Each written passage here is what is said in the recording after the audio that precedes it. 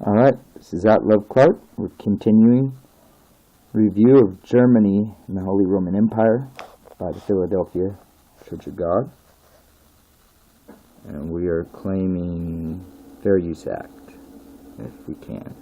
In Revelation 17, 1 through 3, the angel says to John, "Come hither, I will show unto thee the judgment of the great whore that sitteth on many waters, with whom the kings of the earth have committed fornication, and the inhabitants of the earth have been made drunk with the wine of her fornication. And I saw a woman sit upon a scarlet-colored beast, full of names of blasphemy, having 7 heads and 10 horns." God says a wondrous beast shall arise, which will affect all inhabitants of the earth. Now, they're trying to point out this. Obviously, it's going to be the Catholic Church joined up as the Roman Empire and the Germans, okay, with the European Union. But couldn't this be the United States of America? Couldn't this be the United Nations?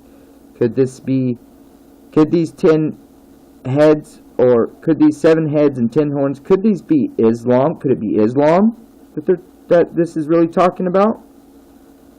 I don't know. It could fit the description of a lot of different types. Okay, so let's continue anyway. Let's learn what we can. Okay, continue. Continuing in verse 7. And the angel said unto me, "Wherefore didst thou marvel? I will tell thee the mystery of the woman and of the beast that carrieth her, which has the 7 heads and 10 horns." God revealed to Mr. Armstrong through these verses in Revelation 17 and other scriptures that a great political beast is rising in Europe, which will be joined by a great European religious beast in an unholy alliance to conquer the world. Religion is going to emotionally stir up the Europeans, and then a megalomaniac will come on the scene to stir up the people as only someone like Adolf Hitler could. Pause. Donald Trump, anyone? Unpause. Verse 8 of Revelation 17 says, "The beast that thou sawest was and is not, and shall ascend out of the bottomless pit, and go into perdition. And they that dwell on the earth shall wonder, when they behold the beast that was and is and not and yet is." That means past, present, future tense prophecies. The word translated bottomless pit or abyss in verse 8 actually means underground. That's where the Nazis have been since before the end of World War II. The so-called Holy Roman Empire is going to rise to power one final time. In Revelation 17:9 through 12 it says, "And here is the mind which has wisdom. The 7 heads are 7 mountains on which the woman sitteth. And there are 7 kings, 5 are fallen, and 1 is." That's when Mr. Armstrong came on the scene and began to understand all of these prophecies. "And the other is not yet come, but is rising now. And when he cometh, he must continue a short space. And the beast that was and is not, even he is the 8th, and is of the 7th, and goeth into perdition. And the 10 horns which thou sawest are 10 kings, which have received no kingdom as yet, but receive power as kings 1 hour with the beast." The unholy union won't last long, but these have one mind, and shall give their power and strength unto the beast. Their entire existence will revolve around doing what Satan commands them to do, and it will be dreadful. For then shall be great tribulation, such as was not since the beginning of the world to this time, no, nor ever shall be. Nor ever shall be. People out there trying to say there isn't a final conclusion to this. Well, for then shall be great tribulation, such as was not since the beginning of the world to this time, no, not ever shall be. Get it through your heads. In Revelation 18:3, God tells us more about this great satanic system called Babylon. "For all nations have drunk of the wine of the wrath." Look at this again. "Of the wine of the wrath of her fornication." Sorry, guys. of the wine of the wrath of her fornication. Okay? And the kings of the earth have committed fornication with her.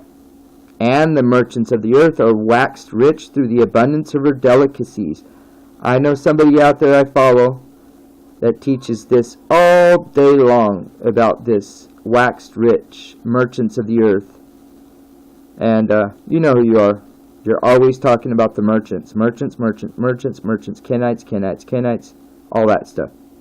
Anyway, continuing on.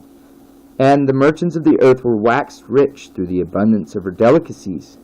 And this great religious power, this woman on the beast, what will she do with her power? Verse 12 and 13 say she will make merchandise of slaves and souls of men. In Isaiah 10:5, God says, O Assyrian, the modern Germans, the rod of mine anger and the staff in their hand is mine indignation. Let's repeat that. In Isaiah 10:5, God says, O Assyrian, the modern Germans, the rod of my anger. That's the rod. Germans are the rod of God's anger? And the staff in their hand is mine indignation. He's claiming these people, or at least he's saying, hey, look, I'm doing this. I'm allowing this. I'm controlling this. So when Satan is doing things, who's allowing it? Yahweh. Notice God talks about the Assyrian, not the 10 nations. Just one powerful nation. It is the Germans that are the big threat. God is using them for a special purpose. God says, I will send him against a hypocritical nation, and against the people of my wrath will I give him a charge to take the spoil and to take the prey and to tread them down like the mire of the streets. God says the Germans are a tool in his hands. They tread down like the mire of the streets. You hear that, people? God says the Germans are a tool in his hands. They tread down like the mire of the streets. Verse 7.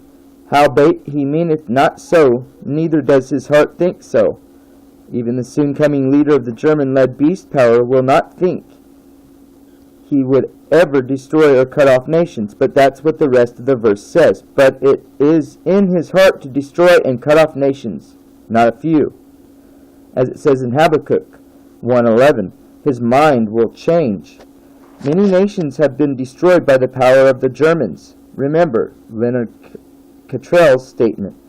In all the annals of human conquest, it is difficult to find any people more dedicated to bloodshed and slaughter than the Assyrians. Their ferocity and cruelty have parallels, save in modern times, meaning Germany. Their ferocity, I'm going to read it again, their ferocity and cruelty have few parallels, save in modern times, meaning Germany. The greatest war machine in all of history was Assyria.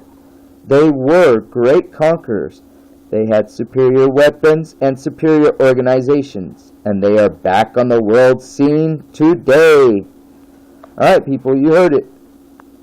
You heard it. You check it out. You read it in your own Bible. Check it out in your own history. Find out if this is the truth. Is this the truth? Is it? Look it up in your Bible. Look it up in your history. Try to find whatever you can about Assyrians. See if they really are Germans. See who they are. See if they are one of the tribes of Israel somehow. They're at least linked in through Noah or through Shem. Okay? We went over that earlier. But the point I'm just trying to say is, remember what it says. O Assyrians, the modern Germans, the rod of my anger and the staff in their hand is my indignation. And it says, God says, I will send him against an hypocritical nation, and against the people of my wrath will I give him a charge to take the spoil and to take the prey and to tread them down like mire in the streets. God said the Germans are a tool in his hands. They tread humans down like the mire of the streets. So you heard that. At Love Clark here, Germany and prophecy. And there's a woman riding a beast. monster.